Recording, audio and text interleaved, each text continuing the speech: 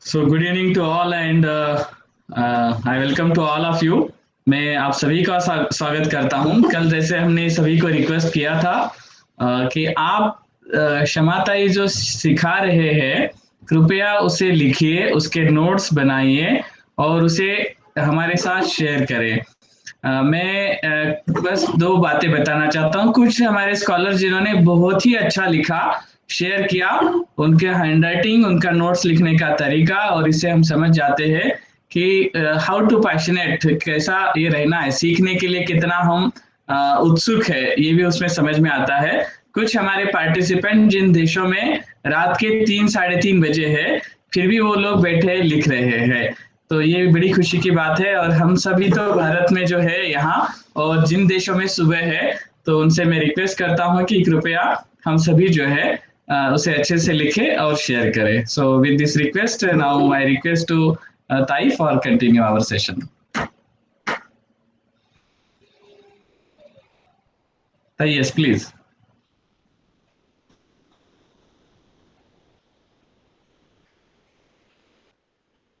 नमस्ते। नमस्ते बोगे जी।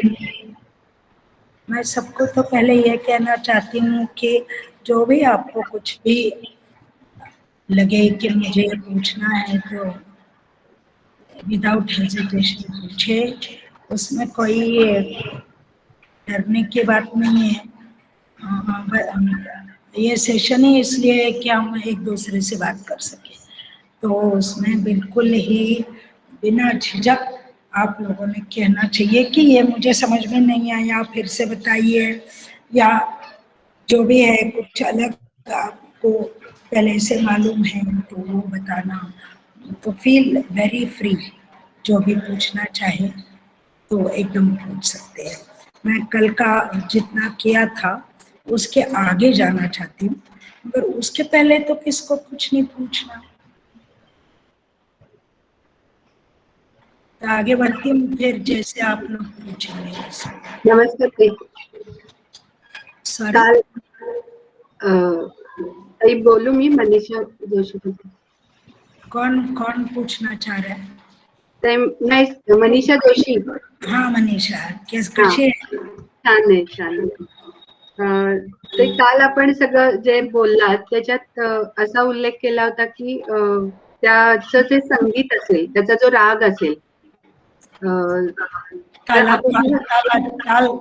आपण ताल नाचतो तेव्हा जो नगमा असतो, हा नगमा असतो, तर रागाला नेहमी आपण शास्त्रीय संगीतात असं म्हणतो की त्या त्या वेळचा राग आपण गातो. जे संध्याकाळी असेल तर तो राग, किंवा दुपारची वेळ असेल तर तो राग. तर इथे नृत्य करताना आपण तो विचार करतो का, किंवा करायचा का, की त्याची अजून त्याची रंजकता वाढेल का जर आपण तसा काही विचार केला तर? असं असतं का? मला वाटतंय की रंजकता वाढेल की नाही हा एक पॉइंट आहे, त्याचा आधी उत्तर देते. तो पहिलं की आपण ताल जेव्हा करतो तेव्हा आपण एखादी भावना किंवा एखादा आपण आपलं नृत्य ते ॲब्स्ट्रॅक्ट आहे, जे आपण ताल म्हणजे ठाट आमद, त्याच्यात आपण सगळी लय तालाचं सौंदर्य दाखवते, रेखाकाराचं सौंदर्य दाखवते. तो त्याच्यात कुठली एक, हिंदी में बोलना चाहिए ना सारी, तो उसमें एक कोई भावना नहीं है। क्योंकि एक कोई भावना नहीं है उसको मुझे नहीं लगता कि एक उस हिसाब से राग को चूज करना चाहिए।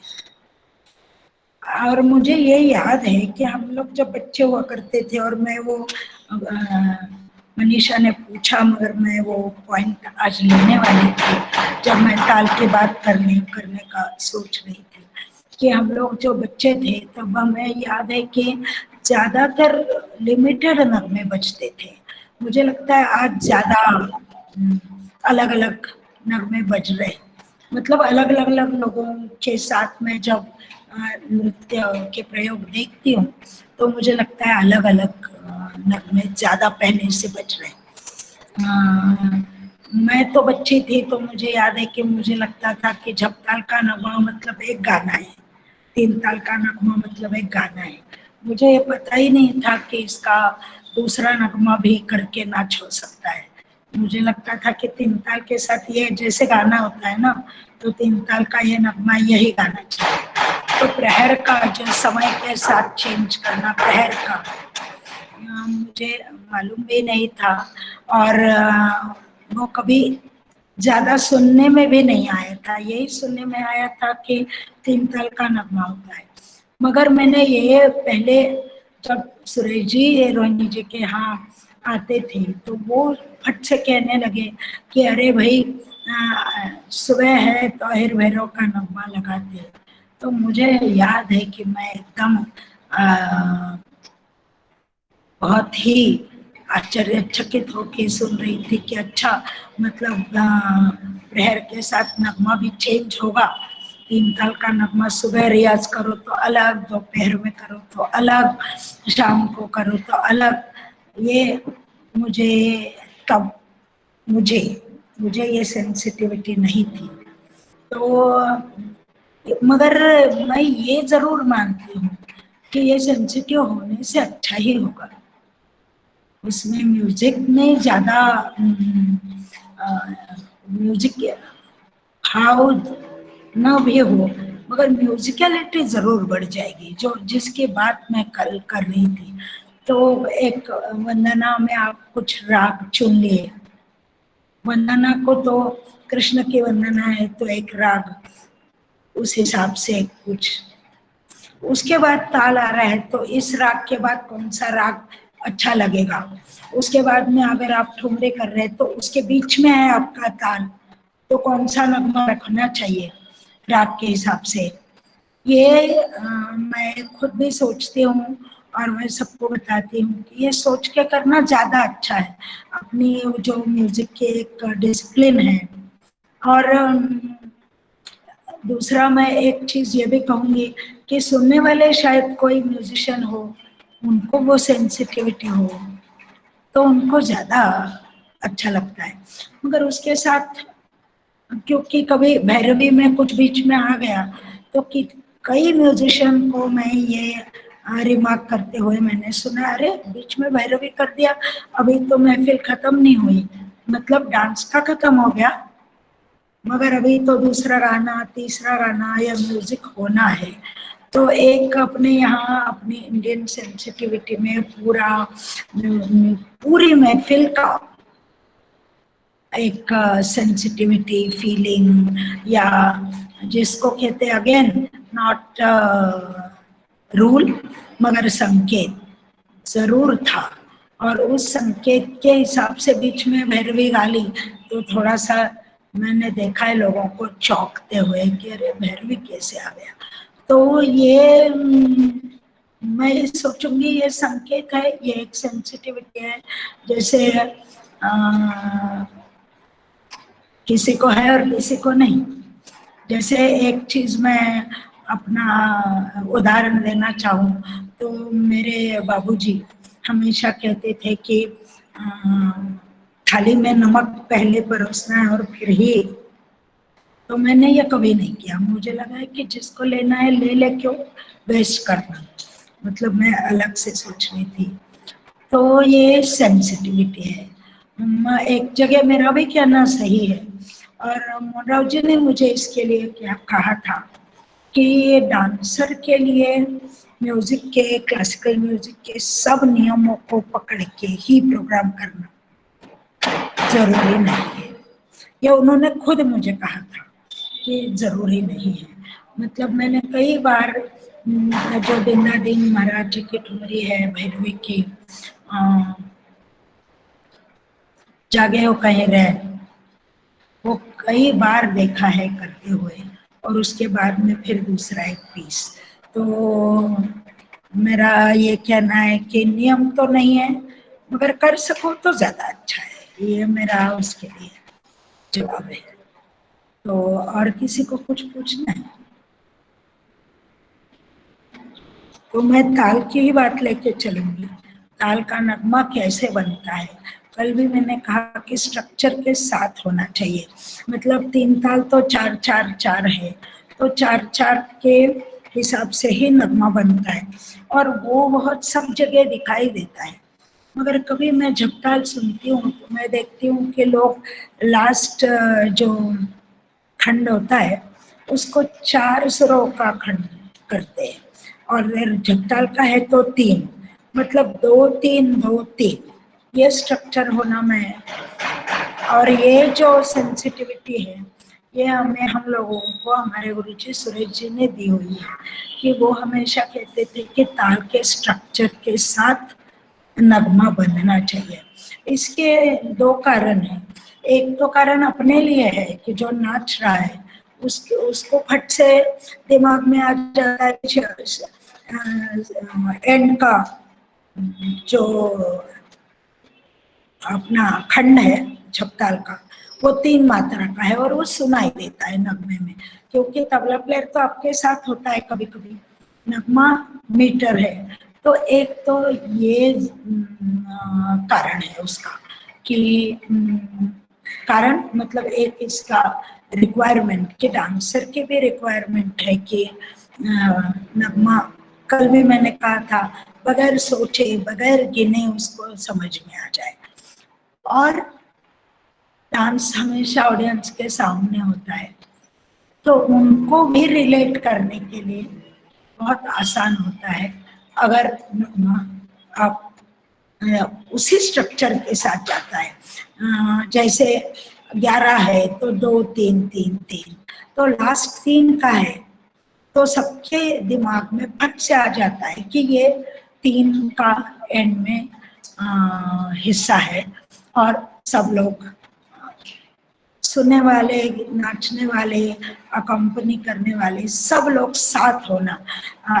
मकसद तो at the end of the day ये है ना कि सब लोगों ने इकट्ठा टीम वर्क करके परफॉर्मेंस करना या प्रस्तुति करना।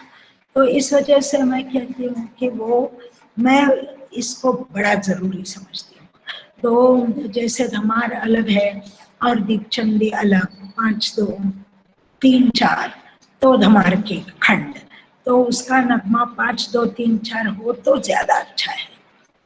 14 सिर्फ गिनो और करो ये मुझे ठीक नहीं लगता, क्योंकि 14 तो हो गया मगर उसके मतलब मैं पूरा 5 फुट तो हूँ मगर मेरा यहाँ सर खत्म हो रहा है या गर्दन है यहाँ पूरा है, तो वो भी तो दिखाई देना चाहिए, नहीं तो ऐसे लगेगा कि पूरा चिपका दिया। तो वैसे अगर नहीं लगना है तो आपको वो जो उसके लिम्स है, हिस्से हैं, वो दिखाई दे तो ज्यादा अच्छा है।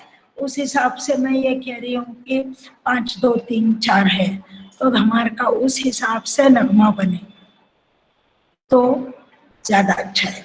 और दीपचंदी क्योंकि 3 4 3 4 है उस हिसाब से बने, तो आप सिर्फ 14 मात्रा नहीं नाच रहे, आप धमार नाच रहे या दीपचंदी नाच रहे, ये स्पष्ट हो जाता है नाचने वाले के लिए भी, अकम्पनीमेंट के लिए भी, और जो देखने वाले हैं, जो आपके साथ कनेक्ट होने वाले हैं उनके लिए भी।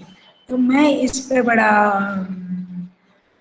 सुरेश जी की इस ये जो तथ्य है उसको मैं बड़ा इम्पोर्टेंट मानती हूँ और उसके साथ चलती हूँ। मैं I am very particular about my Nagma कि कैसे होगा।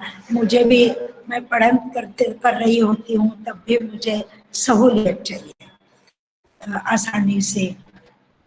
फिर रही बात कि वो कैसे करेंगे, तो जो राग की एक रचना होती है, तो जो भी आपका नगमा बनाते हैं उनको आप बताएं कि राग के जो इम्पोर्टेंट स्वर है वो स्ट्रक्चर के साथ मिलने चाहिए, और सम का स्वर हमेशा ऊपर के सप्तक में रहना चाहिए, ऊपर की शर्च पे। नीचे नगमा इतना प्रोग्राम में चमकता नहीं। इसका कारण ये मैंने कल भी बताया कि नाच रहे होते तो घुंघरू और तबले की आवाज ओवरवेलमिंग होती है, तो नगमा ऊपर हो तो उसका जो हम लोग इतना चक्कर लेके या पैर बना कुछ भी करके सम पे आते हैं, तो हमारा मकसद होता है कि वो अपना क्लाइमैक्स का पॉइंट है, तो क्लाइमैक्स का पॉइंट और उभर के आए और निखर के आए। इस वजह से मैं सोचती हूँ कि वो ऊपर का ही हो तो ज्यादा अच्छा लगता है। मैं ये जो बता रही हूँ, ये मेरा ये कहना नहीं है कि उसके बगैर रोकना ही नहीं चाहिए, ये नहीं, ज्यादा अच्छा क्या है ये बता रही हूँ।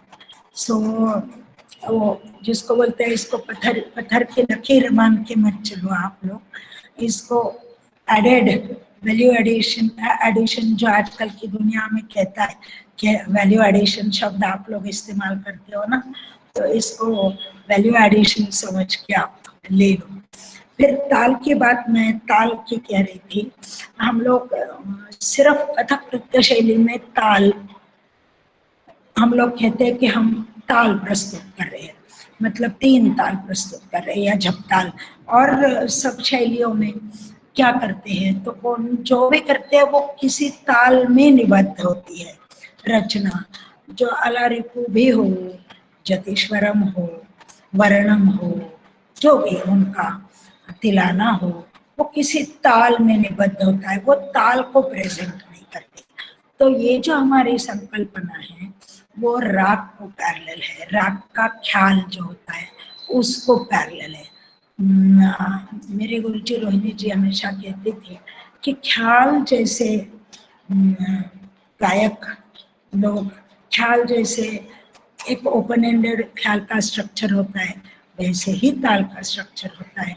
और वो जैसे एक कड़ी, दूसरी कड़ी, तीसरी कड़ी, चौथी कड़ी, ऐसे कड़ी कड़ी, 1 यूनिट ठाट का, दूसरा यूनिट आमद का, तीसरा यूनिट करन का, करके कड़ी से कड़ी, कड़ी से कड़ी जोड़ के अपना ताल प्रस्तुत होता है।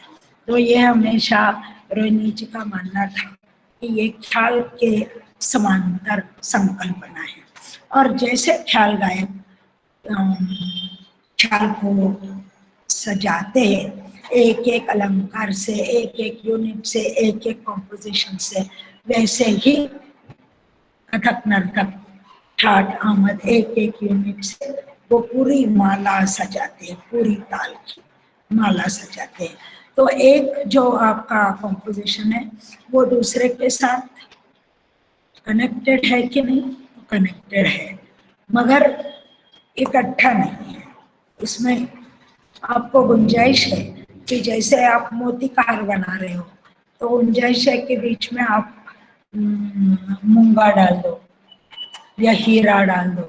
मूंगा इज क्या अंग्रेजी में, पोलो म्हणजे क्या इंग्लिश में, जो भी है, मुझे अभी अंग्रेजी वर्ड याद नहीं आ रहे हैं। मूंगा इज वो जो ऑरेंज होता है वो, तो वो डाल दो या हीरा डाल दो या जो भी, मतलब आप पोला, कौन कौन बता रहा है? पोला, पोला, पोला, जो भी आपके बात, मेरी बात आपको समझ में आई? हाँ, क्या अलग ऐसे करिए। हाँ सीमा, थैंक यू, कैसे हो? तो प्रणाम ताई, ठीक है। तो मैं कह रही हूँ कि ये जो मोती है एक साइज के हैं या बड़ा छोटा, इनर लाइन, ये जो भी है वो जैसे आप चूज करते हो, दो स्ट्रिंग का बनाऊंगे आज, जो भी जैसे, वैसे ही ताल का स्ट्रक्चर होता है। वो आप पे निर्भर होता है कि आप ताल को कैसे देखेंगे, कैसे सोचेंगे, कैसे जोड़ेंगे, बीच में क्या कितना बीच में सोने की चेन रखेंगे। तो वो जो भी आपका डिजाइन होता है वैसे ही अपने यहाँ ताल का डिजाइन होता है। वो एक पक्की बंदिश नहीं होती है जैसे अपने यहाँ तराने की होती है। तराने में ये आप नहीं कर सकते, अस्थाई आप गाना शुरू करें तो खत्म ही करनी पड़ेगी। ऐसे नहीं होगा कि बीच में मेरा मन किया तो मैं रुक गई, ये नहीं कर सकते। मगर इसमें यूनिट बाय यूनिट तो एक उसका जो डिसिप्लिन है और उसकी जो सोच है वो अलग है कथक की। और इसे मुन्ना जी कल्याणपुरकर उसको ताल की कथा बताते थे। मैं ताल की कथा बता रही हूँ। तो मतलब क्या हुआ, ताल की कथा बताना, उसमें वो अपने भी प्रसंग, मैं रामायण की अभी कथा अगर आपको बता रही हूँ तो मैं 10 मिनट में बताना चाहूँ तो मैं 3 में भी प्रसंग ले लूंगी, मैं 1 घंटा पूरा बताना चाहूँ तो मैं 10 ले लूंगी। तो ये जो ओपन एंडेड है वो हमेशा ताल की प्रस्तुति में होता है, ये कहने का मतलब है। तो ताल ओपन एंडेड है, जिसको हमारे यहाँ खुला नाच बोल जाए, कलोक्वियली खुला नाच ये शब्द बोलते हैं। कथक के लोग हमेशा कहते हैं कि कथक खुला नाच है। तो खुला मतलब यही है कि आपको फ्रीडम है, आपको पाबंदी नहीं है, आपको फ्रीडम है कि pick and choose to conclude anything the way you want. और उसका जो शुरू का आप जमीन बनाना जिसको कहते हैं, आपको जमीन बनाना शब्द मालूम है? किसको किसको मालूम है जमीन बनाना? ओके, तो जमीन बनाना ये होता है कि आप अगर परण नाच रहे हो तो आप ये है, फॉर एग्जाम्पल ये है, तो 1 2 ये लय चल रही है, तो ये है धा धन धन धा धा धन धन धा धा धन धन ता ता धन। मेरा बोल निकलने वाला है धा तिट धा तिट धा तिट कर धा तिट, तो मैं करूंगी धा धन धन धा धा धन धन धा ता ता धन ता ता ता ता ता ता ता ता ता ता ता ता ता धा तिट धा तिट। तो ये जो उठान है, ये जो एक उछलना है, वो परण के साथ बहुत खूबसूरती से जुड़ता है। तो ये जो है ये पक्का नहीं है कि कौन सा करना है, ये तब बनती है जिसको बोलते हैं उपज बनती है, एक्सटेम्पोर बनता है ये। और एक्सटेम्पोर बनना ही इसकी खासियत भी है। ऐसे नहीं कि सब तय करके बनाया तो फिर तो तय ही हुआ ना, तो तय करके कभी कभी ये हस्तक से भी बनता है, मतलब जरूरी नहीं कि साउंड डिजाइन से ही बने, ये हस्तक से ही बनता है कि मुझे करना है कि ता थे तक, तो मैं करूंगी 9 10 11 12 13 14 15 16 ता थे तक। तो ये मैं अंग जो बना रही हूँ लास्ट 4 मात्रा में, वो मेरा उठान है। उसको उठान कहते तो नहीं, इसलिए मैंने कहा जमीन बनाना। तो आप जो आगे नाचने जा रहे हो उसकी जमीन बनाना, तो इसको, और ये जमीन बनाना तबले में है, सितार में है, गाने में है, और नृत्य में, कथक नृत्य में भी है। तो इसके साथ साथ मैं ये जरूर कहना चाहती हूँ कि कथक नृत्य क्लासिकल अपना नॉर्थ इंडियन म्यूजिक के साथ उसकी सेंसिटिविटी, उसके डिसिप्लिन, उसके आना जाना, उसके उसूलों के साथ ज्यादा जुड़ा हुआ है, रादर देन जस्ट ये है वो है ये है वो है, उसके साथ जुड़ा हुआ है। तो मैंने आपको कहा कि खुला क्यों बोलते हैं, बंदिश तो हम भी नाचते हैं बंदिश, परण ही नाचते हैं, तो परण तो पक्का है। तो एक तो ये आगे और पीछे, दूसरा ये कि हम लोग क्या करते हैं, परण अगर हमें ताल नाचना है 10 मिनट का सपोजिंग, तो ये पक्का नहीं करते कि नंबर 1 पे या नंबर 2 पे या नंबर 3 पे, ये नहीं पक्का करते।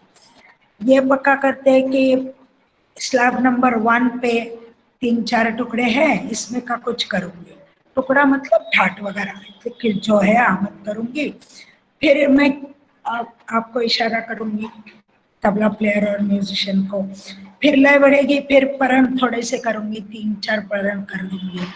अगर टाइम मेरे पास बचता है तो 2-3 पर मैं लूँ, थोड़ा सा लय बढ़ा के कर दूंगी, नहीं तो वहीं तत्कार करके खत्म।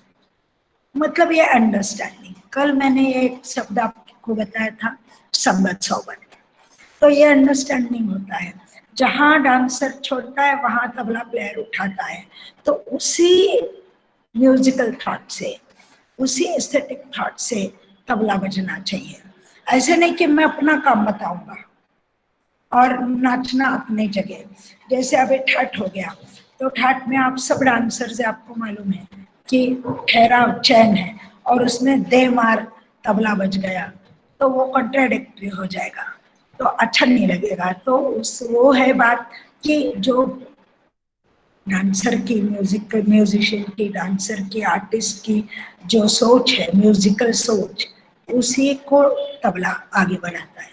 और नगमे के बाद कैसे नगमा क्या करता है, जब भी आप नाच रहे होते हो तब तो सीधा सीधा नगमा बजता है, मगर आप जब सम दे के छोड़ते हो, कभी 2 आवर्तन छोड़ते हो, कभी 1 आवर्तन, उसमें वो वैरायटी करते हैं। कभी सारंगी प्लेयर पुराने लोग निकलते थे तो म्यूजिकली वो बजाते थे, तो वो म्यूजिकली उसको एडवांस करते थे, म्यूजिकली एनहांस करते थे, म्यूजिकली उसकी डेवलपमेंट दिखाते थे। तो ये सब मतलब ये कैसे ऐसे नहीं बढ़ रहा है, ऐसे ऐसे बढ़ रहा है। यहाँ डांसर है, यहाँ तबला प्लेयर है, मुझे 2 ही हाथ है मगर मैं ये हाथ अभी सारंगी, ऐसे ऐसे बढ़ रहे सब लोग, है ना। तो ये मुझे लगता है कि बहुत कथक नृत्य की बड़ी सुंदर और बड़ी अहम और बड़ी विशेष बात है कि हम जब ताल नाचते हैं तो ये ऐसे पूरा एक माहौल बनता है और वो सब लोग इकट्ठा आगे लेके जाते हैं। तो ये ताल की बात में, ताल का कैसे होता है। उसके बाद नॉर्मली तो आती है गत, द्रुत ताल के पहले गत आती है, जो मैं पुराना वस्तुक्रम होता था, अभी टाइम कम हो गया वाली बात नहीं कर रही, तो बीच में गत होती थी।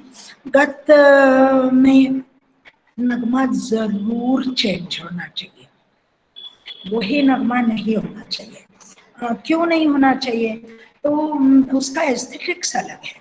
गत ज्यादा ललित है, गत ज्यादा सॉफ्टर, तनु में ललित मतलब सॉफ्टर, उसका सॉफ्ट है, उसका जो बेरिंग है, उसका जो फीलिंग है, तो वो सॉफ्टर है, तो वो ताल से अलग है, इसलिए उसको नगमा जरूर चेंज होना चाहिए। और उसके नगमे देश या चंद्रकांत या गावती या भिन्न षड्ज, ऐसे मतलब वो राग भी थोड़ा सा सॉफ्टर, और जिनको रागिनी बोला जाता है, रागिनी तो थोड़े बड़े राग, और रागिनी तो जैसे स्त्री भी सॉफ्टर होती है वैसे रागिनी, तो उसमें वो नगमे ज्यादा बनते हैं।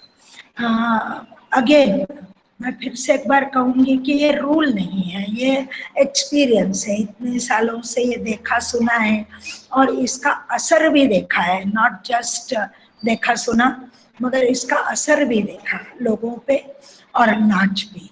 तो ऐसे लगा कि हाँ इस बात से कुछ ज्यादा, और म्यूजिकली भी इतनी देर नगमा एक ही बज रहा है, दूसरा नहीं बजेगा तो बहुत मोनोटोनस लगेगा। तो इस वजह से भी गत में नगमा जरूर चेंज होना चाहिए। अभी गत का नगमा पहले मुझे एकदम से मैं 100% नहीं बता रही हूँ, मगर मुझे लगता है कि पहले एक जैसे नगमा बजता था, अभी जब चाल चलती है तो वेरिएशन होती है। अभी जब कंक्लूजन होता है तो एक एंड जैसे नगमा होते हुए भी कंक्लूजन जैसा कुछ बनता है, सब लोग इकट्ठा खत्म करते हैं, फिर से शुरू हो जाते हैं, एक गत खत्म होने के बाद दूसरी। तो ये जो वेरिएशंस है, अगर देश का नगमा चल रहा है तो चाल में कभी गंधार पे कभी निषाद पे काम करके नगमा प्लेयर आ रहे हैं। ये मैंने मुझे लगता है कि मैंने इतना पहले नहीं था या कम था, मैं कहूँगी कम था, बाद में अभी मैं सब जगह देखती हूँ। और ये एक एडिशन मुझे अगेन वैल्यू एडिशन अच्छा लगता है कि वो चाल का एक अलग अपना रूप है तो उसके साथ अलग बनता है, तो ज्यादा अच्छा लगता है राधा दान बार बार से इससे ज्यादा अच्छा लगता है। तो मैं चाहती हूँ कि उसको करें तो म्यूजिकली ज्यादा स्ट्रांग हो जाता है, म्यूजिकली ज्यादा फर्टाइल जिसको बोलते हैं वो बन जाता है। तो ये गत के नगमे की मैं बात करती हूँ। मैं एक और भी आप लोगों को चाहती हूँ कि आप लोग इस पे जरूर गौर करें कि 3-4 अगर लोग गत कर रहे परफॉर्मेंस में, तो हर गत के साथ नगमा नहीं चेंज होता, वही नगमा चलता है। तो जो पहले मनीषा ने भी बात की कि मूड के साथ, तो मैंने ये देखा है कि निकास का भी वो नगमा है, बांसुरी का वही है, घूंघट का भी वही है। ऐसे नहीं देखा कि तलवार का हुआ तो एक अलग हुआ, या वही नगमा मैंने सुना है चलते हुए। अगर अगेन आप लोग अगर करना चाहे तो ज्यादा अच्छा लगेगा कि नहीं, तो करके देखिए, मुझे लगता है जरूर ज्यादा अच्छा लगेगा। मगर ट्रेडिशनली ये नहीं था, एक ही होता था, ये मेरा ऑब्जर्वेशन है। मतलब मैं ये बात कर रही हूँ कि बांसुरी, मैंने कहा बांसुरी है, पनघट है या तलवार है, तो तलवार मतलब शस्त्र है करके नगमा चेंज हुआ, ये मुझे याद नहीं है। ये जो बातें हैं, और मुझे ये लगता है इसका कारण ये है कि प्रोसेनियम स्टेज पे आ गया तो जो महफिल स्वरूप था वो चेंज हो गया। तो हर चीज आपको ऑडियंस को पहुंचाने के लिए उसको एक्सेसरीज, जिसको बोलते हैं एक्सेसरीज ज्यादा, तो ये म्यूजिक की एक्सेसरी है कि आप उसकी तरफ से भी एक स्टेटमेंट कर रहे हो कि चेंज हो गया नगमा, तो अलग में कुछ। पहले तो डांसर ही अपने काम से ही सब चीज, मतलब डांस कम हो गया ये नहीं कह रही हूँ, मगर क्योंकि डिस्टेंस बढ़ गया इसलिए एक्सेसरीज की ज्यादा जरूरत और एनहांसमेंट जिसको कहते हैं। जैसे अभी लाइट्स आ गए, कहाँ थे हम लोग, तो ऐसे ही फ्लड लाइट में नाचते थे, तो वो सब जैसे है वैसे म्यूजिकली भी। मगर इसके सब बात कहने के बाद मैं ये जरूर कहना चाह रही हूँ कि जितना मैंने डांस में बदलाव आते हुए देखा, बढ़ोतरी हुई, जैसे सम के जितने भी पोजीशंस थे वो बहुत ज्यादा हुए। पहले तो एक ही ये वाला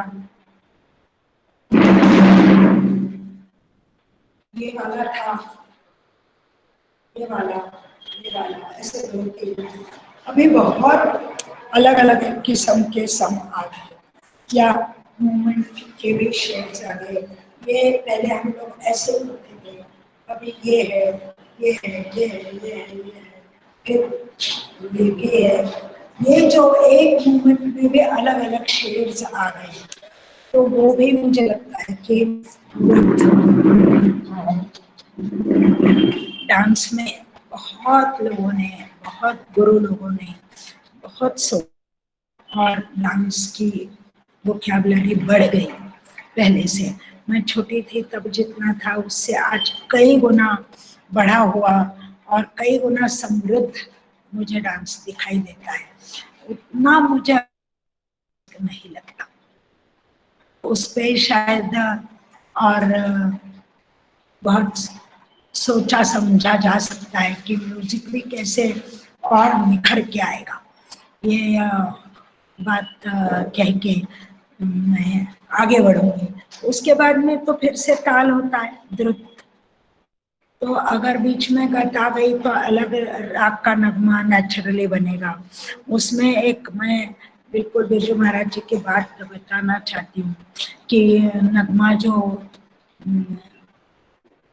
4 मात्रा ना देने में बन रहा है, तो वो उसमें तो एक एक ज्यादा, एक एक एक एक दो तीन चार, ता ता ता, एक दो तीन चार, ऐसे सुर का उपयोग महाराज जी के यहाँ ज्यादा होता है। हमारे यहाँ महाराष्ट्र में ज्यादा 1 2 3 4, 1 2 3 4, 1 2 3 4, 1 2 3 4, 1 2 3 4, 1 2 3, ऐसे कई। तो मतलब आप समझ रहे हो मेरी बात को, 16 भी सुर लगा रहे हैं और वो एक एक सुर। तो महाराज जी एक बार मुझे कहने लगे कि देखो घुंघरू सुनाई देने चाहिए, ये इतने स्वर स्वर बजेंगे तो थोड़ा सा क्या कहना चाहिए मुझे, थोड़ा शोर शोर शोर हो जाएगा, ना दिन ना बज रहा है, ना दिन ना ये भी बज रहा है, फ्लूट पे भी ना दिन ना, तो शोर हो जाएगा। तो घुंघरू का काम अगर अच्छे से सुनाई देना चाहिए तो नगमे के स्वर कम करो। तो ये एक बात मैं जरूर बताना चाहूंगी कि ये मुझे महाराज जी ने बताया था और मैं आजकल उसको आज तक उसको फॉलो करती हूँ, क्योंकि मेरे तुरंत समझ में आ गया कि क्या कह रहे हैं। अगर हमारा सुनाई देना है तो सबने थोड़ा कम किया ता ता, तो वो अगर पीछे गए कम किया तो हमारा काम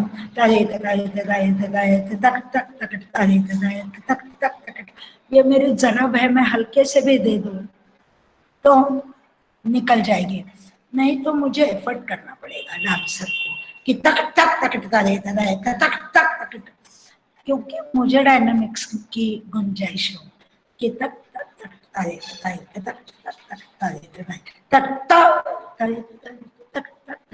तो ये डायनामिक्स मुझे मिले। अगेन ये पहले ये भी बात है कि क्योंकि अभी बहुत एडवांस साउंड सिस्टम्स आ गए करके ये बात हो गई। हम लोग को तो पहले कभी कभी घुंघरू के लिए माइक्रोफोन भी नहीं मिलता था, मॉनिटर्स की तो बात ही कभी सुना न देखा था। तो सो टेक्नोलॉजी के साथ भी सेंसिटिविटी चेंज होती है, डांसर की भी, कलाकार की भी, और सुनने देखने वालों की, ऑडियंस की भी।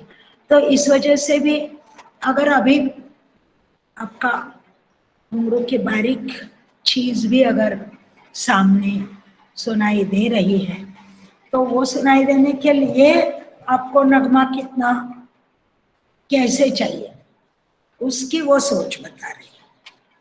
आपको समझ में आया? ऐसे करिए,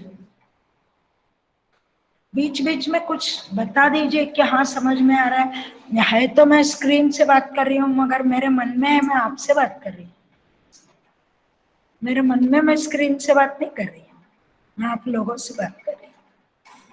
तो मैं घुंघरू की बात पे आ गई थी अभी महाराज जी की बात कह के, तो कल मैंने उनकी घुंघरू की बात भी बताई थी।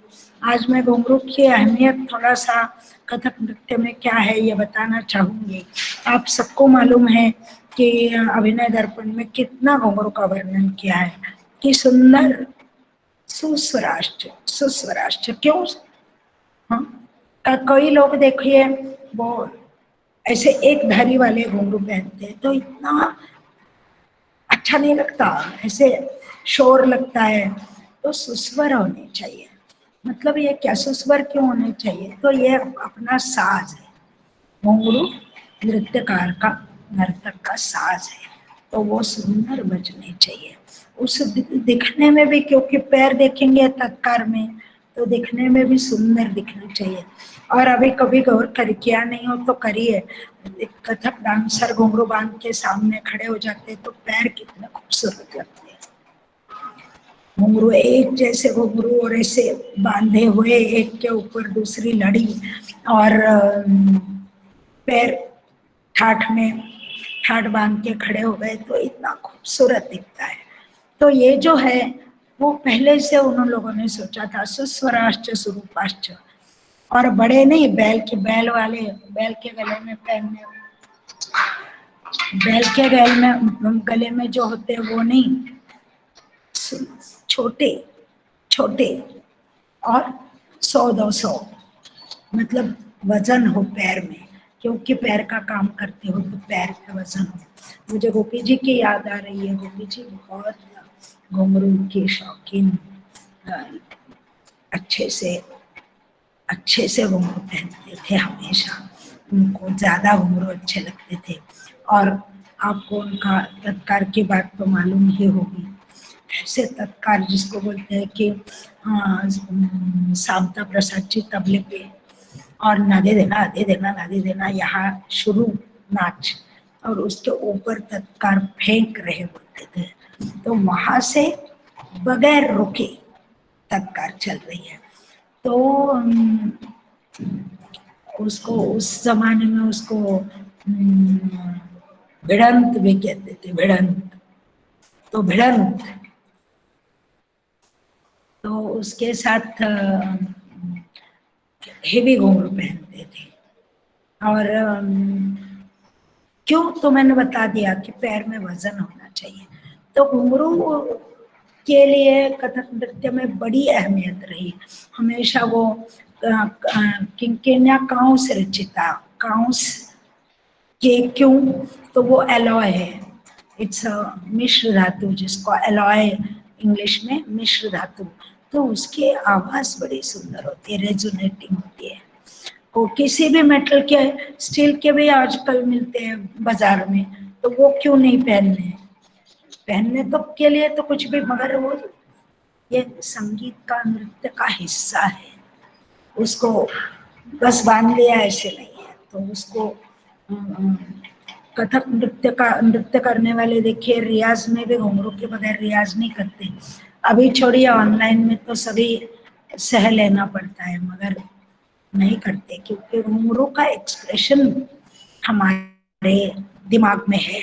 तो वो मैंने मैं चीज आपको थोड़ा सा ब्रेक करके दिखाऊंगी कि एक मैंने गोवर्धन का एक छोटा सा पीस दिखाऊंगी कि जिसमें पैर कैसे बचता है और उसका क्या असर आता है। एकदम छोटा सा पीस है कि जो गोवर्धन का होता है, बादल है, बिजली है और सब पेड़ गिर रहे, सब दुनिया भर का बह जा रहा है, इतना सब कैटास्ट्रोफी हो रही है। तो उसमें घुंघरू का और पैर का और रिदम का कैसे इस्तेमाल, मगर मेनली मैं घुंघरू चाहती हूँ कि आप इसमें घुंघरू का एक्सप्रेशन जरूर सुने। अब मुझे मालूम है, आपको मालूम है, आप सब लोग करते हो, मगर इसमें एक थोड़ा विथ थोड़ा ज्यादा अटेंशन इसको इस्तेमाल किया है। तो देखिए क्या करना, क्या करना।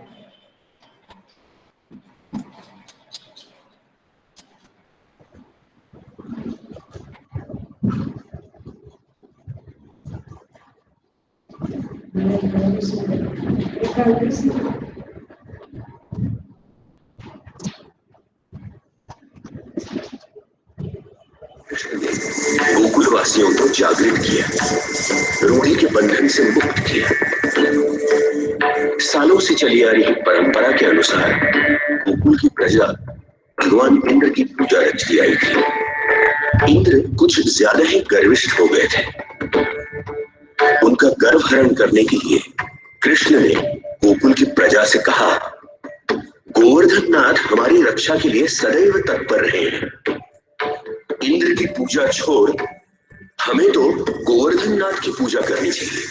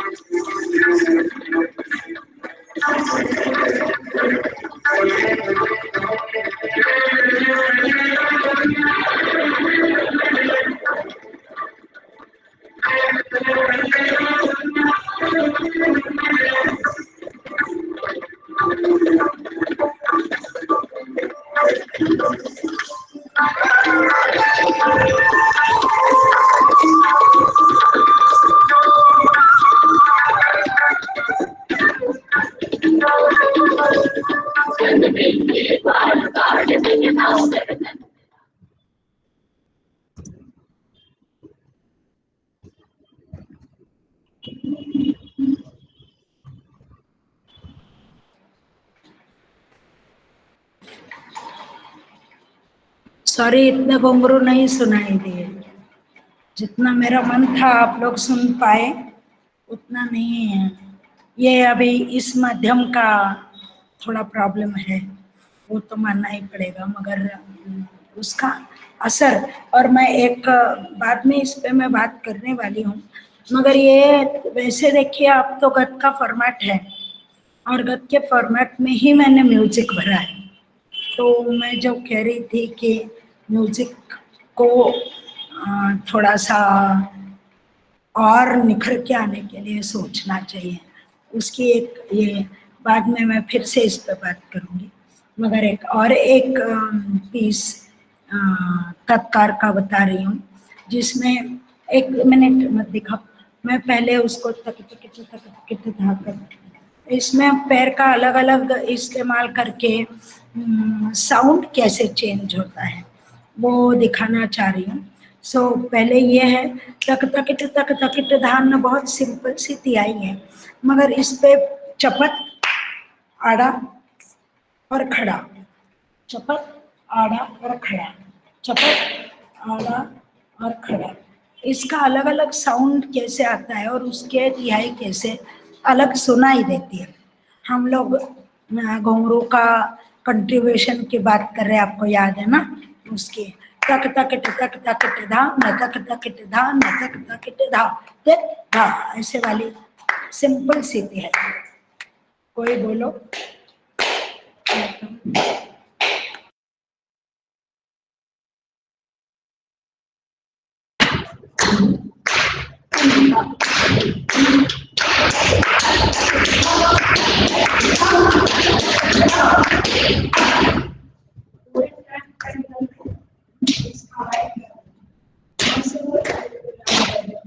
पूरे फ्लैट पैर है इसमें, फिर से एक बार कर रहे हैं।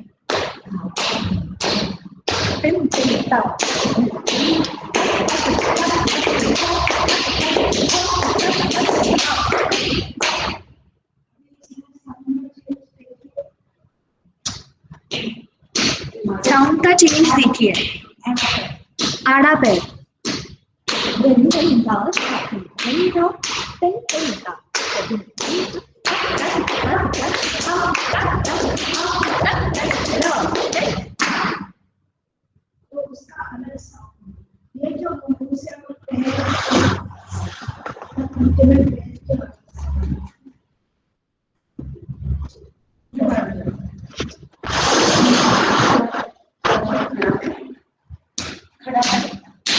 तीसरा वेरिएशन खड़ा पैर।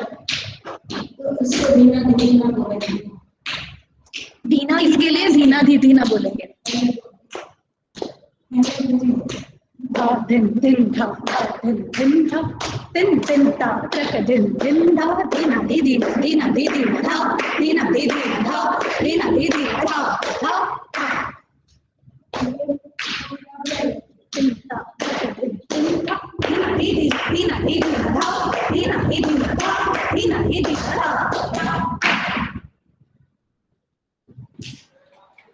तो पैर की आवाज का इस्तेमाल एक्सप्रेशन में है, यह मैं बताना चाह रही हूँ कि जो मैं कथक नृत्य की विशेषता मानती हूँ, और इसलिए और वो संगीत का वो साउंड मतलब संगीत के प्रति उसका कंट्रीब्यूशन है।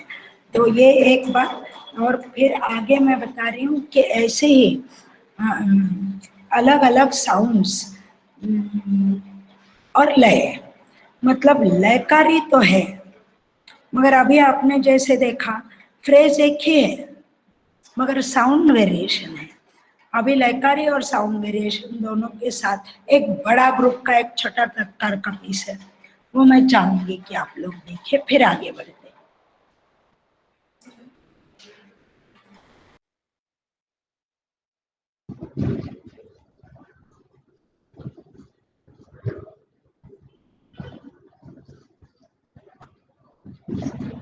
एक मिनट करते हैं।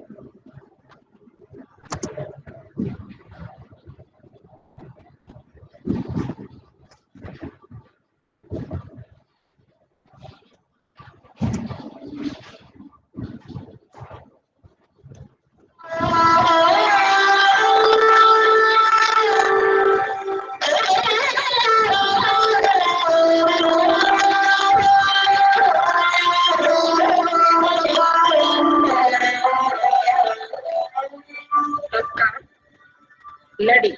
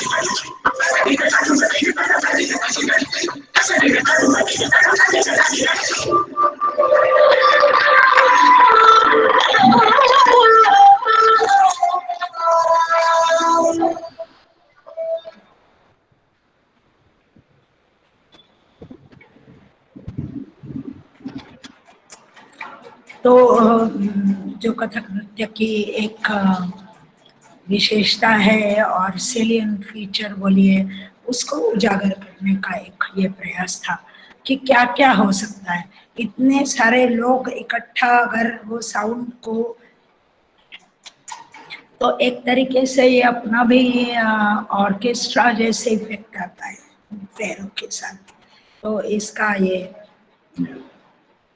अभी नीलिमा, तुमने मुझे बताना है कि क्वेश्चन आंसर के लिए कब रुकना है। या हाँ जी, कहाँ हो तुम? हाथ करते। हाँ अभी जा सकती हूँ आगे थोड़ा? हाँ ताई, नहीं अभी भी किसी को कुछ पूछना होगा तो जरूर हम वक्त देंगे उन्हें। प्लीज पूछ लीजिए। तो इसकी जो YouTube लिंक है वो ग्रुप पे आपकी इजाजत होगी तो मैं डाल दूंगी। आप लोग वो उस चैट में भी डाल सकते हो ना, तो हम लोग एड्रेस करेंगे वो सबको। व्हाट्सएप ग्रुप पे मैं वो शेयर कर दूंगी। थोड़ा साउंड किसी को कुछ प्रॉब्लम आ गया है। हाँ, तो मैंने वो देखा, मगर किसी को अच्छा है किसी को, अभी it लिए कुछ नहीं कर सकते। नहीं तो मैं YouTube की लिंक मैं वो शेयर करती हूँ ना ग्रुप की।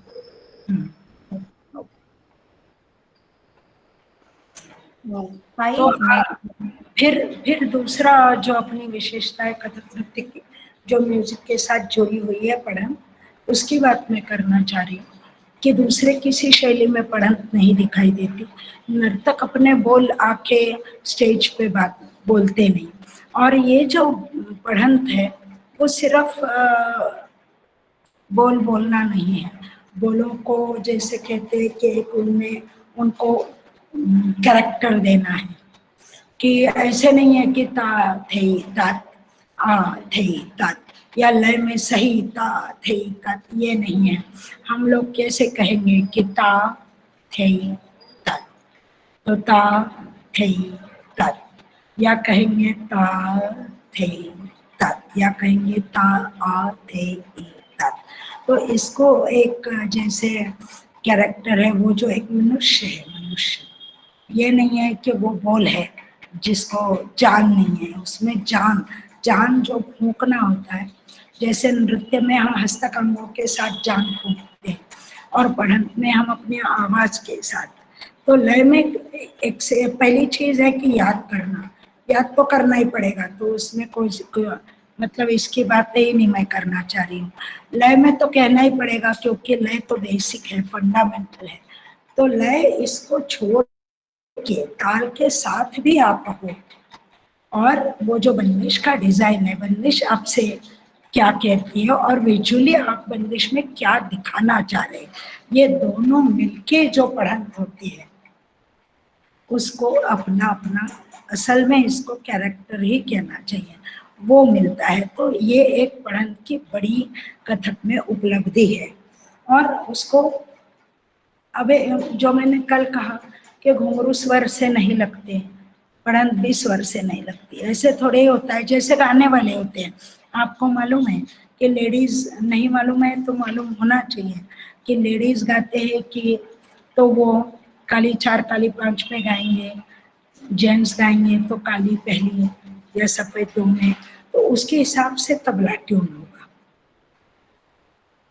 मगर पढ़ंत का ऐसे नहीं है कि आज लेडीज गाने वाले हैं तो काली 4 का तबला लिया है तो चलो पढ़ंत काली 4 में हो रही है। तो पढ़ंत स्वर में नहीं होती है मगर म्यूजिकल होती है। मेरी बात आपको समझ में आ रही है? हाँ। तो मतलब आप उसमें जो स्वर का जो म्यूजिकलिटी का, स्वर का नहीं, म्यूजिकलिटी का जो फील है वो खुद डांसर देता है उसको। जब हम लोग चूज करते हैं कि हमें आमद ता थे, हम ता थे ये पिच नहीं चूज करते, ता थे तत् ये करते हैं।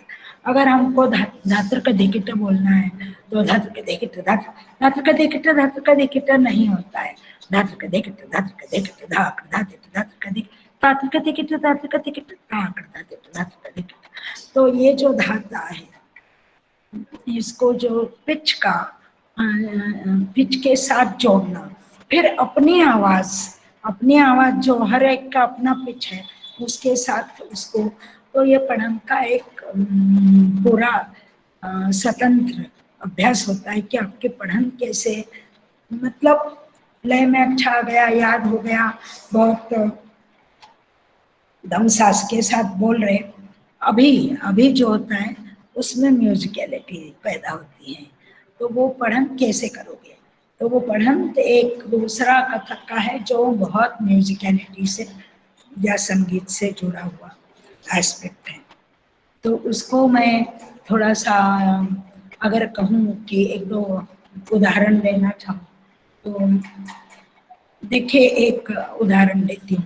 अपने यहाँ पढ़ंत के लिए अलग टर्मिनोलॉजी वैसे नहीं है, तो इसीलिए म्यूजिक के जो टर्मिनोलॉजी कंठ संगीत की खटका मतलब ऐसे स्वर या मींद गोल स्वर या रुकना ठहराव, यही इस्तेमाल करते हैं पढ़ंत के लिए भी कि अरे भाई यहाँ न्यास है, यहाँ रुकना है, अरे भाई यहाँ मींद के साथ चलो, अरे भाई यहाँ कट नोट चलाओ, अरे भाई यहाँ गमक चलाओ। मतलब गमक मतलब उसको जैसे ताथे थे नहीं बोलेंगे, ताथे थे बोलेंगे, तो उसको भराव मिलता है। तो ये जो चीजें है पढ़ंत की, तो वो मैं थोड़ा सा 1-2 चीज पढ़ के बोलूंगी। ता थे कोई ताली पर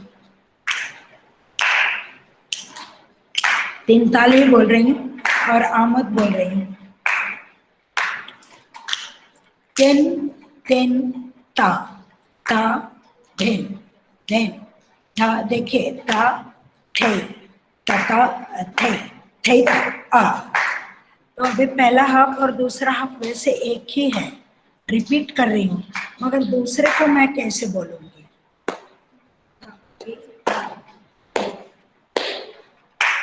1 2 3 चलिए 4 ता थे तता थे थे तत आ थे तता थे थे तत थे थे तत तत्ता तत्ता तत्ता है थे तत।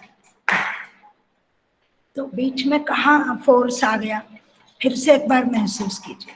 छोड़ना, तेन तेन ता, बीच में फोर्स कैसे आ गया, और उस फोर्स को लेके एंड में एकदम शांति, उसको देखिए। थे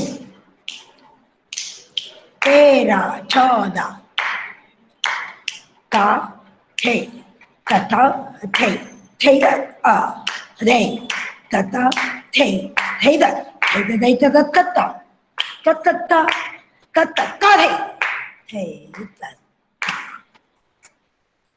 अभी देखिए, मैं वो जो इतना फोर्स से बोल रही हूँ उसको मैंने सोचा है कि अभी मीन से बोलूंगी, तो उसका बोल जो उसका जो डिजाइन है वो कैसे चेंज होता है। धा धा धेन तधेन धेन धा गे धा तेन धा ता थे तता थे थे तत आ रे तता थे थे तत थे थे तत्ता तत्ता तत्ता रे रे तत्ता। तो उसको वो जो बीच में मैं कट रही थी उसको मैंने मीन से, और फिर मेरे विजुअली हस्तक भी वैसे ही आएंगे जो मैं कह रही हूँ। तो ये म्यूजिकलिटी पढ़ने में हमेशा होती है, इसको बस एक्सप्लोर करना होता है कि आप उसको एक्सप्लोर करो। दूसरी और एक परण की बात बताऊंगी। उसका पहला हाफ है जो कट नोट्स जैसे आते हैं, और दूसरा हाफ है उसमें एक जैसे माला बनती है, जैसे गोल गोल गोल गोल बनता है। देखिए,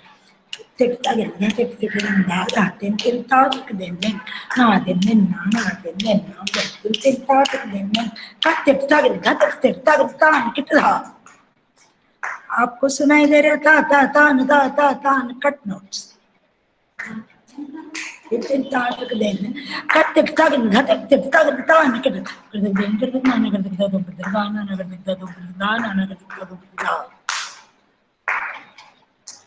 आगे मैं एक प्रवाह से, फ्लो से लेके जा रही हूँ, और पहला हिस्सा जो है वो कट नोट से कर रही हूँ। और एक बार बोलती हूँ, आपको सुनाई दे रहा है? और जोर से बोलो।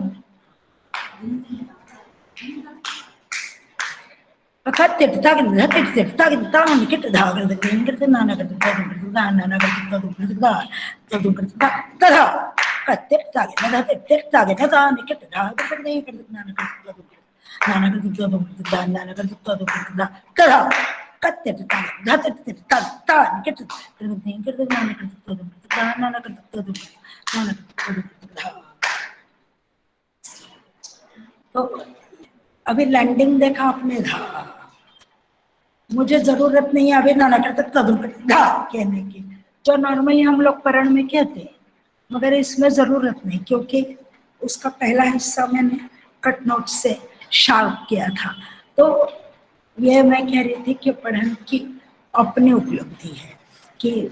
और अभी एक और बात कहना चाहूंगी, कवित की, नीलिमा कवित की बात करके खत्म करूं? हाँ जी ताई, चलेगा। तो कवित की एक बात करूंगी। ये कौन बोल रहा है? ठुमक बोलो। एक राम का कवित हमें मिला था मंजरी जी देव के किताब में से, उसका पढ़न देखिए। और वो राम का छोटे राम का वर्णन बहुत ही कम मिलता है, इसलिए मुझे वो बहुत बहुत सुंदर लगा, बहुत अट्रैक्टिव लगा। और उसकी जो बंदिश बनी है उसको देखिए, फिर बात करूंगी।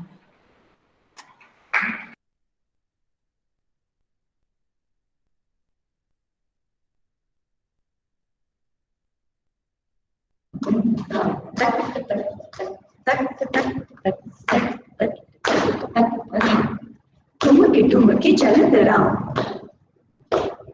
ठुमके ठुमके चलत राम, नील कमल छबिल लाल, नील कमल छबिल लाल। निरखी के अनुरूप लाजत है कोटिका, लाजत है कोटिका। तर कंकण, तर कंकण, कर कंकण मुकुट माथ भरत लखन लिए साथ, दशरथ के अंगना में क्रीडत है रघुनाथ। दिगदे दिगदे दिगदे तारे, दिगदे तारे, टिड़की टिड़की लटपटा, धरत पाँव डगमगा। ता थे थे थे थे तारे, गिरत धरनी उठत पुनि, गिरत धरनी उठत पुनि। मोद सब ही खिलखिलात, मोद सब ही खिलखिलात। कबहु हसत कबहु रुदत, धूप करि कबहु लहत। हर्षित सब सखियन संग मात सब मोद लहत। मुद मंगलकारी छुटिते होवारी बलिहारी, होवारी बलिहारी, होवारी बलिहारी।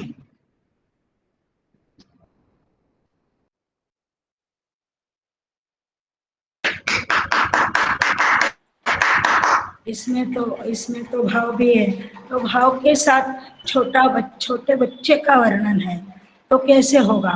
अभी देखिए देवी का वर्णन है, तो कैसे होगा। दूसरा कविता,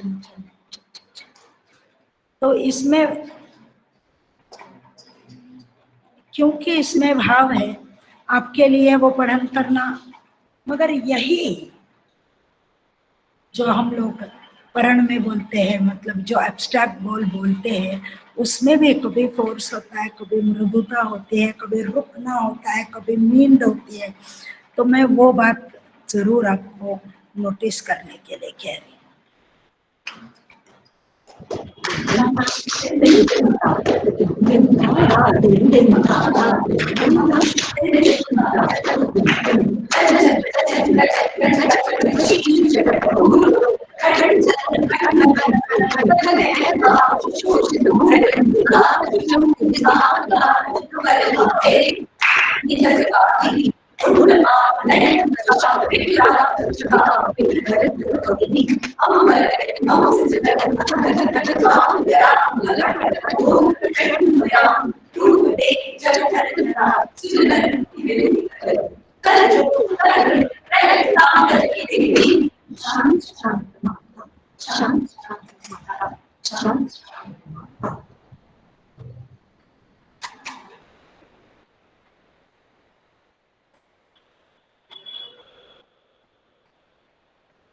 So abhi we'll have the question answers and then end today's session. Yes? जी ताई, किसी को कुछ पूछना हो? बड़ा शांत बैठते हो, सब बात करने के लिए मुझे छोड़ दिया। ताई इतना अच्छा चल रहा है ना कि मुझे तो ऐसा लग रहा है सवाल उठ ही नहीं रहे, और आपके बताने में ही सवाल का क्वेश्चन का आंसर मिल रहा है सब। दहा सांगा, मी फोन करते सांग, खाली आलंस तर थांबायला सांग। किसी को कुछ पूछना है तो जरूर पूछ लीजिए। प्रणाम ताई। ताई जैसे भरतनाट्यम में कॉन्सर्ट में, ताई सुनाई दे रहा है? हाँ अभी सुनाई दे। जैसे भरतनाट्यम कॉन्सर्ट में जो राग के जो पैटर्न होता है, एक गौला में शुरू होना चाहिए, जति में एक लाइट राग होना चाहिए, और वर्णम में वो हेवी राग बनाते हैं। तो कथक के कॉन्सर्ट में आप ऐसा कुछ शेयर कर सकते हैं ताई? एक बार फिर से कहो, क्या होता है भरतनाट्यम में? जब शुरू होता है तो अलरिपु सभी गौल राग में होता है, और जति स्वर में थोड़ा सा लाइट राग होता है कि हमसानंदी जति स्वर और आरभी जति स्वरा में होता है, और वर्णम में जब आते हैं तो बड़ा बड़ा राग लगता है, शंकराभरणा, तोड़ी, वैसा। तो राग का जो पैटर्न कथक में कैसे किया जा सकता है? मुझे जो मैंने कल भी बताया कि नॉर्मली ऐसे रूल्स नहीं है, संकेत है कि कौन से राग नगमे के लिए लिए जाएंगे। और मैंने अभी बताया कि गत के लिए नॉर्मली, जैसे आप कह रहे हो कि ये गत के लिए नॉर्मली लाइटर थोड़ा उसका जिसका फील है, क्योंकि उसका मूड अलग है करके लाइटर वेन में, या रागिनी जो मैंने कहा वैसे होता है। मगर ऐसे हाँ, क्योंकि यमन तो राग, यमन या मालकांस ऐसे जो बड़े बड़े राग है उसमें नगमा मतलब करते नहीं, ऐसे नहीं, मगर इतना चलन नहीं है, प्रचलन उसका इतना नहीं है कि यमन का नगमा चल रहा है पूरा नृत्य का 3 ताल में। कर तो सकते हैं और करते भी हैं, मगर नॉर्मली मैं देखती हूँ कि इतना नहीं है। मैंने ज्यादा यही देखा है कि चंद्रकांस है, दिन की पूरिया है, चारुकेशी है, या मधुकांस है, या मतलब यमन मालकांस जैसे दरबारी जैसे राग, क्योंकि वो धुन बनती है ना, तो उसमें उतना जो उसका पूरा स्वरूप उनका बन के नहीं आता, क्योंकि भरतनाट्यम में पूरा म्यूजिक का कॉम्पोजिशन बनता है, तो वो राग का स्वरूप पूरा निखर के आता है, ये कारण हो सकता है। थैंक यू ताई।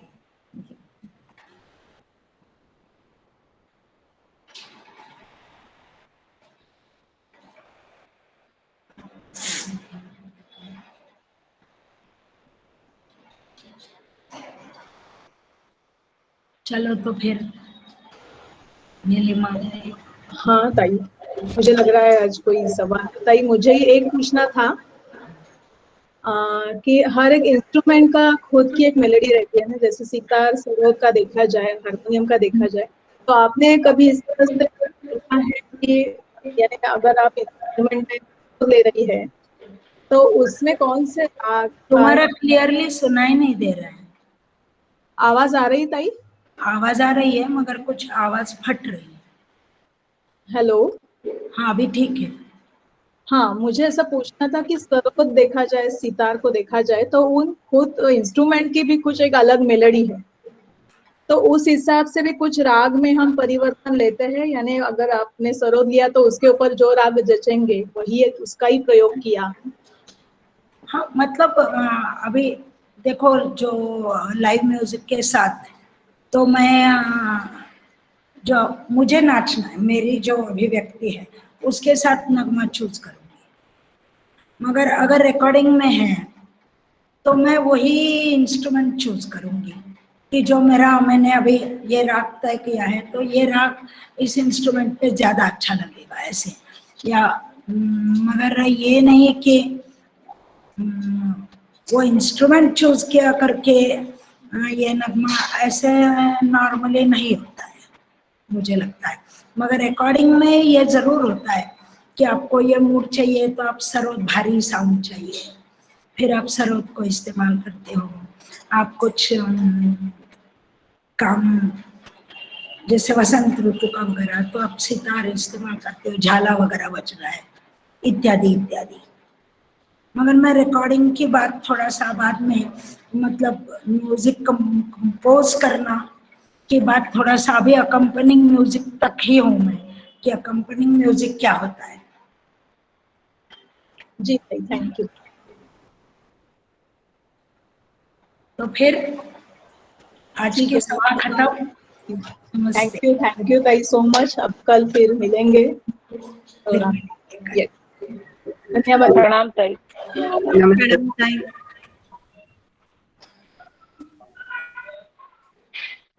बोबड़े जी नमस्ते।